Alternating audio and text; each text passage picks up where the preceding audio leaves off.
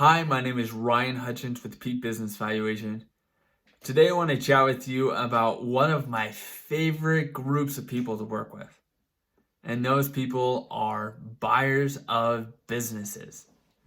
The reason why, we as a valuation firm love adding as much value as we can to individuals looking to buy a business. It's not necessary to get and kind of engage a business valuation firm to provide a business valuation, but at the same time, it's a sense of relief for most buyers that we work with. It allows them to feel more confident that the price at which they are about to submit a letter of intent or an LOI on, or if they're in due diligence, and we're going through all the numbers with them to help them understand and kind of dig in and see, okay, from a valuation standpoint, this is how the purchase price is supported. We're there for buyers to be I'm trying to come up with a term, but I can't think of it. We're there for buyers as a secondary opinion, but more important, we're acting as a partner with the buyer. We're helping them in terms of understanding the value. And when it comes to the purchase price, when a broker puts a price for business, the broker sometimes is thinking, okay, let's see how much we can get for it. Based on data from Deal Stats and other private transaction databases, the average difference between the asking price or the initial purchase price and what they actually close at is around 10%. That's a 10% decrease. And you look at that, and most people think, wow, that's a lot. Yeah, that is a ton. And so that's why a business valuation can be of use, because we come in, we assess the business, we look at all the numbers, we look at all the qualitative discussions and materials that are provided, and we help you understand, okay, this is the value of the business. Sometimes it comes in lower than the value of what it's being offered at, the asking price. Sometimes it's higher, and if it's higher, great, don't say anything to the party you're buying it from. Or if there's aspects of the business, there's operations, there's technologies, there's people and different processes that you're going to enact to increase the value, you don't have to tell them. Just know in the back of your mind that the value that you're transacting at, as soon as you enter into that business and start implementing and integrating, the value can go from here to here really quickly. But when we work with a buyer and we conclude to a value that is less than the purchase price or the asking price that the broker has it listed at or that the seller has it listed at, we then start playing a very fine dance, for lack of other words. Because if let's say a business is listed at $1 million and the valuation comes in at $900,000. Okay, that's roughly a 10% decrease. Is it like negotiating a house? Yeah, negotiating in a business is pretty much like negotiating the price for a house, but at the same time, there's a lot more emotions involved when working with the seller of a business. That seller has put their blood, sweat, and tears into growing that business to this day in which they're going to sell. And most individuals selling a business have seller's remorse after they sell that business, because you go from working 12, 16-hour days to sitting on a beach, sipping a Mai Tai. Like, it sounds great in a vision, but as a seller, a lot of sellers after a couple months are like, oh, I wish I didn't sell my business. Like, what am I doing? Like, I loved building that business. And as a buyer, like, you have to be very empathetic and understand that negotiating the price is much more than negotiating a price.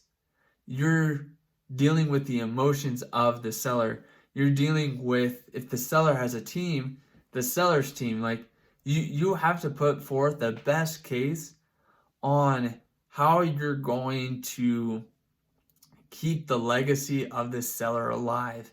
And there are dozens, hundreds of books on negotiation tactics. I would say almost everyone that I talk to, from a business broker to a lawyer to a professional negotiator to a mediator in arbitration, all these different people are much better at negotiation than I am or anyone at Peak Business Valuation. But we do our best in working with the buyer and understanding, based on all of our experiences with these different negotiating professionals, how to negotiate with this seller. Because most sellers will kind of laugh at you coming in at $900,000 when they had it listed at $1 million.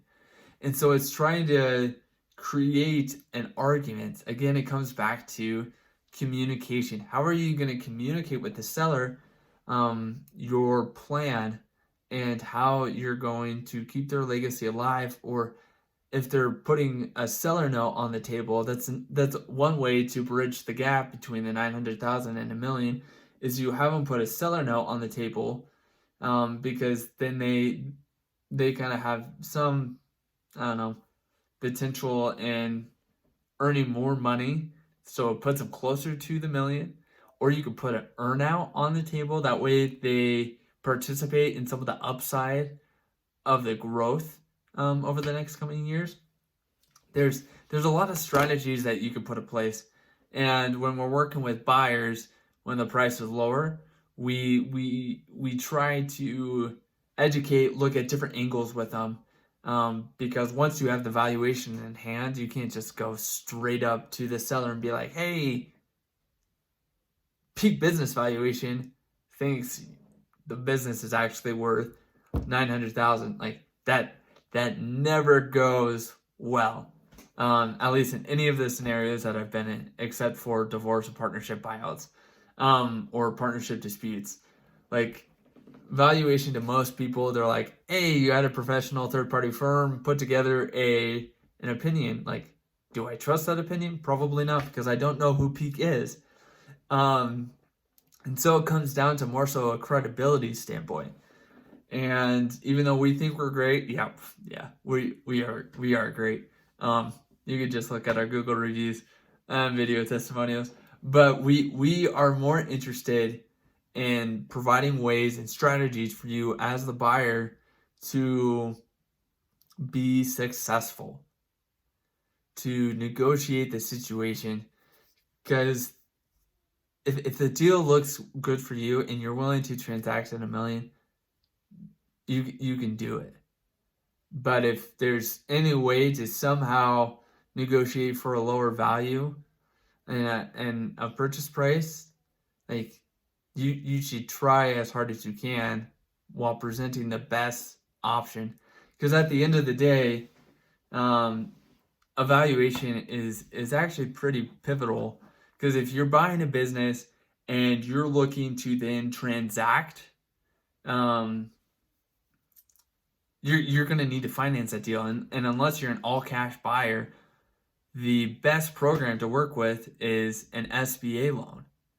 And an SBA loan requires you to put 10% down, and there's all these terms associated with an SBA loan. And one of the requirements of the standard operating procedures for bank lenders is they need a third-party business valuation.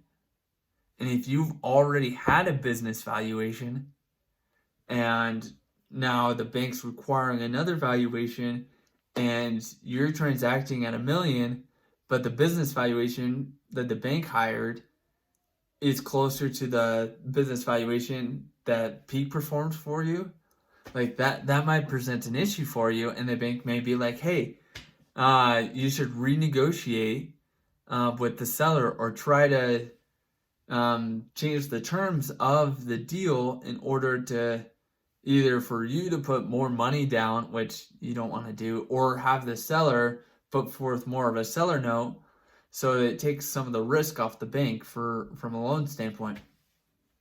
So there's a lot. I've kind of rambled for the last 10 minutes. But like it's a topic I'm very passionate about. And if you're looking to buy a business, like Peak Business Valuation is here to help you buy that business with confidence and ultimately help you understand what to do with that knowledge of the value of the business. We're here to be an advisor, to be a partner. We want to see you succeed. We want to see the business that you buy thrive. Because after you buy the business, we want to be there working with you. So feel free to reach out to us. Phone number is 435-359-2684, or visit our website at peakbusinessvaluation.com. Peak as in a mountain peak, P-E-A-K. If you have any other questions, like feel free to comment below. We're always happy to reach out and help you in any way we can. And I look forward to working with you. My team looks forward to working with you, and we'll talk to you in another segment or on a phone. So thanks. Have a good day. Bye.